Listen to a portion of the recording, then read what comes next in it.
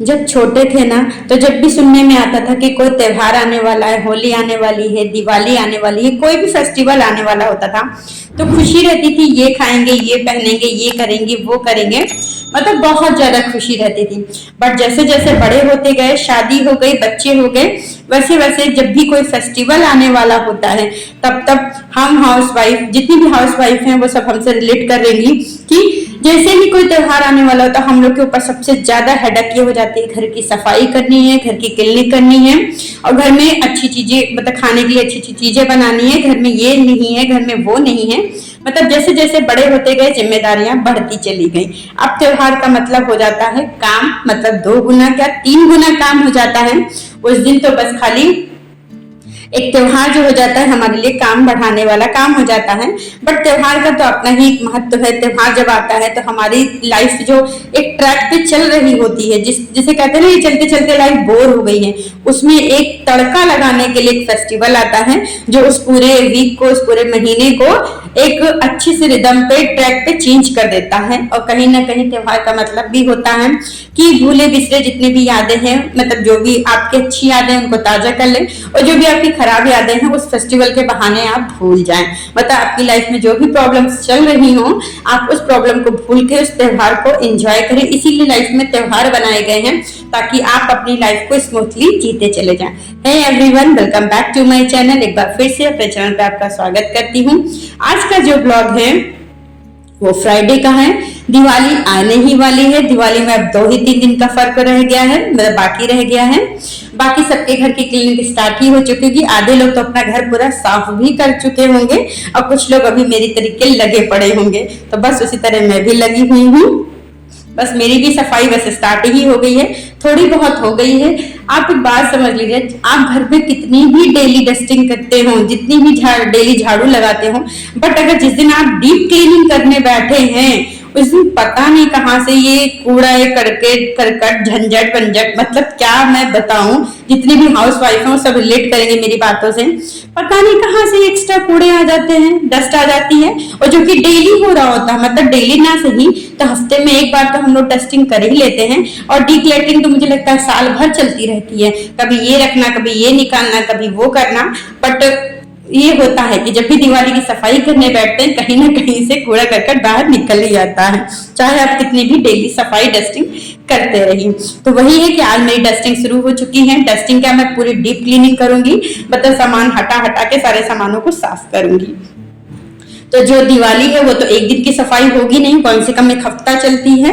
तो उसी तरीके पूरी दिवाली की सफाई की जो भी है वो पार्ट वाइज आपके साथ शेयर करूंगी।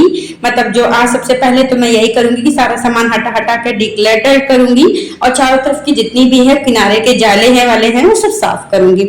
जाले वाले तो एक दिन पहले ही सारा, पूरा संडे को तिवारी जी की छुट्टी थी तो तिवारी जी पूरे जाले वाले वाला साफ कर चुके हैं। पंखे हमारे यहाँ दोनों पहले से ही साफ हैं, क्योंकि आपको मैंने बताया है कि दोनों रूम के फैन चेंज किए गए हैं। तो फैन जब चेंज हुए हैं तो ऑटोमेटिकली जब नए फैन लगे हुए तो बिल्कुल साफ सुथरे लगे ही हुए हैं। तो वही है, सबसे पहले मैंने क्या किया है, जितने भी कर्टन्स थे वो सारे कर्टन हटा दिए हैं, और जितनी भी मैंने लीव्स टांगी थी सारी, मतलब जितने भी शो पीस थे, जितने भी मेरे पास फ्लावर बेस थे, वो मैंने सब हटा दिए हैं।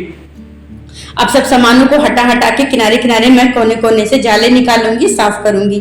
पता नहीं क्यों मुझे ऐसा लग रहा है कि यहाँ पे, जहाँ पे मैं नई घर में शिफ्ट हुई हूँ, उस घर में बहुत ज्यादा जाले लगते हैं। मतलब स्पाइडर तो समझ लीजिए बस घूमते रहते हैं, बस 3 घंटे, कहते हैं ना एक मकड़ी का जाला बनने के लिए सिर्फ 3 घंटे की जरूरत होती है, वो यही आलम है समझिए। संडे को पूरा जाला साफ किया गया था, बट आज जब मैं करने बैठी हूँ तो फिर से उतने ही पूरे दिख रहे हैं मुझे, फिर से उतने मुझे हटा हटा के साफ करने पड़ रहे हैं। थोड़ा मैं अपने रूम का लुक भी चेंज करना चाह रही हूँ, क्योंकि लगातार एक ही चीज रहने से भी मन उब जाता है। तो मैंने सारे पर्दे भी हटा दिए हैं, सब हटा के अलमारी को, बाहर वाली जो बाहर रूम में अलमारी रखी थी उसको मैं अपने बेडरूम में रखने वाली हूँ, और बेडरूम की जो अलमारी है उसको थोड़ा चेंज करने वाली हूँ, और जो मेरा ड्रेसिंग टेबल है उसे भी थोड़ा चेंज करूंगी, क्योंकि लगातार एक ही चीज रख रख के जी उब गया। ये मेरे जो बीच में जिसको मैंने अपना स्टोर रूम बना रखा है वो, तो सारी बुक्स मैंने लाके यहाँ पे लगा दी हैं, जो अलमारी की बुक्स थी, और जितने भी ये डिब्बे मेरे पास कार्टून है, मतलब समझ लीजिए कि मिडिल क्लास फैमिली की क्या बताऊं मैं, कि हमारे पास जो भी कार्टून आता है, डिब्बा आता है, रखने की जगह नहीं है। ऑनलाइन में जो भी डिब्बे मिलते हैं, बट वही है ना कि फेंकने का भी मन नहीं करता है। एक तो अमेजोन फ्लिपकार्ट वाले इतनी अच्छी मतलब क्वालिटी के डिब्बे भेजते हैं ना कि वो आते हैं और आते ही दिमाग में ये चलने लगता है इसमें ये रखेंगे, इसमें ये रखने और रखने की कई जगह नहीं है। मतलब क्या बताऊं, वही हाल है ना कि औरतों के पास कपड़े होते नहीं और कपड़े रखने की जगह भी नहीं होती है। बस वही हाल मेरा भी है। मेरा कुछ भी फेंकने का मन नहीं करता, पर आज दिल पे पत्थर रख के मैं निकालूंगी, क्योंकि सही बात है बहुत ज्यादा सामान हो चुका है और रखने की जितना ज्यादा घर में सामान रखो उतना ही ज्यादा सफाई में टाइम वेस्ट होता है, क्योंकि उतना ही ज्यादा हमको साफ करना पड़ता है। तो ये जो बाहर वाला रूम है, बाहर वाले रूम की सबसे पहले मैं वहीं पे डस्टिंग स्टार्ट करूंगी, क्योंकि मैं जो सामान जहाँ रखना था वहां पे सेट कर चुकी हूँ। उसके बाद बाहर वाले रूम की पूरी विंडो मैंने बाहर से अंदर से चारों तरफ से साफ कर दी है। बल्कि ये समझ लीजिए संडे को ये साफ कर दी गई थी, उसके बावजूद इतनी डस्ट निकली है इसमें से, और पूरा मैंने अच्छे से साफ किया, यहाँ से पूरा सब हटाया है। पूरे रूम का लुक भी चेंज करूंगी। लुक चेंज करने वाला अभी आपको नहीं दिखाऊंगी, वो अपने दिवाली डेकोरेशन पार्ट में ही दिखाऊंगी। अभी तो मैं सिर्फ सफाई कर रही हूँ, ये पार्ट 1 है, क्योंकि अभी मैं सिर्फ डस्टिंग करूंगी, क्लीनिंग करूंगी। उसके बाद पार्ट 2, पार्ट 3 कई पार्ट आने वाले हैं, क्योंकि घर ऊपर वाले के पास से काफी बड़ा है, तो मुझे अलग अलग पार्टों में उनकी सफाई करनी पड़ेगी, वो भी अलग अलग करनी पड़ेगी, क्योंकि मेरे साथ कोई भी इस समय हेल्प कराने वाला नहीं है। तिवारी जी की छुट्टी बिल्कुल नहीं है। ओम क्या हेल्प कराएंगे, ओम तो बल्कि काम ही बढ़ाते हैं। तो ये जितनी भी सफाई है मैं ओम के स्कूल जाने के बाद ही करूंगी। अगर ओम के रहते हुए मैंने किया तो जितना मैं साफ नहीं करूंगी उतनी ज्यादा तो नुकसान मेरा हो जाएगा। और इस पूरी दिवाली की सफाई में जो मैंने स्टार्ट की है, सबसे पहले ही सफाई में मेरा एक बहुत बड़ा नुकसान हो गया। बड़ा क्या मतलब अच्छा खासा नुकसान हो गया, जो कि मन भी दुखी हुआ, क्योंकि बहुत दिनों से संभाल के रख रही थी। मेरी कोई भी चीज अगर बेवजह टूटती है या खराब होती है तो मुझे बहुत हर्ट होता है, बहुत दुख होता है कि मैं उसको साफ करके रख रही हूँ, डस्टिंग कर रही हूँ, सब कुछ कर रही हूँ, फिर भी मेरी एक गलती की वजह से वो टूट जाता है। तो मेरा एक चीज टूट गया है, जो कि आपको आगे वीडियो में पता चलेगा कि क्या चीज टूटी है। मैं दिवाली की सफाई कर ही रही थी कि 12 बज चुका था। समझ लीजिए मैं सुबह इन लोगों को भेजने के बाद 8, साढ़े 7 बज रहे होंगे, 7:30 बजे से लगी हूँ और ये बज गए हैं 12। मतलब 8:30 से 12 बजे के बीच में सिर्फ मैं सामान इधर से उधर ही कर पाई हूँ। 12 नहीं, मेरे ख्याल से 1-1:30 बज रहा है, क्योंकि ओम 1:30 बजे आता है, और 1:30 बजे तक मैं सिर्फ सामान को इधर से उधर करके और झाड़ू ही लगाऊ। झाड़ू क्या मतलब सामान हटा रही हूँ, अभी मैं झाड़ू लगाऊंगी। झाड़ू लगाने से भी थोड़ा बहुत समझ में आएगा कि मुझे अब आगे क्या करना है, क्योंकि जब इधर उधर कूड़ा पड़ा होता है पैर में बार बार लगता है, तो उससे अजीब सा भी लगता है।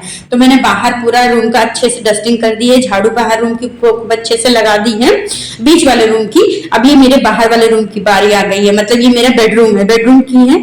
बेडरूम में भी खूब अच्छे से मैं झाड़ू लगा दूंगी। और एक मैंने अमेजोन से अलमारी मंगवाई थी कपड़े रखने के लिए, इतनी घटिया क्वालिटी की निकली, मतलब समझ लीजिए 1200-1500 की थी। 1500 की अलमारी 6 महीने भी नहीं चली। इतना मूड खराब हो गया कि मैंने उसका एक एक पार्ट निकाल के वो अलमारी ही हटा दी। मतलब वही है ना कि इतनी महंगी मंगाई भी और बेवजह किसी काम में आई भी नहीं, और 6 महीने भी नहीं चली है। मेरा तो मन करता है कि साइट पे जाकर मैं बता दूं कि इतनी घटिया चीज बेचने की जरूरत ही क्या है। मतलब कुछ भी, कोई भी कपड़ा नहीं आ पाया, और उसमें जब आप रिव्यू देखिए ना तो जैसे लगता है कि आप बहुत भारी भारी सामान रख सकते हैं, आप रख सच में कुछ भी नहीं सकते। जब ओम के कपड़े ही नहीं हो होल्ड कर पाया तो बाकी वो क्या सामान होल्ड करता, बहुत ही बेकार था। उस सबको हटा के मैंने बाहर जो अलमारी रखी थी उसी को अपने बेडरूम में रख के उसी में कपड़े रख दिया है अभी, इसलिए एक्स्ट्रा, क्योंकि मैं अभी कोई सामान एक्स्ट्रा इसलिए भी नहीं बढ़ाना चाह रही हूँ ना, क्योंकि जितना ज्यादा बढ़ा ले रही हूँ उतना ज्यादा मेरे लिए लॉस हो रहा है, मतलब कोई फायदा नहीं हो रहा उतनी सफाई करनी, उतना सामान करना।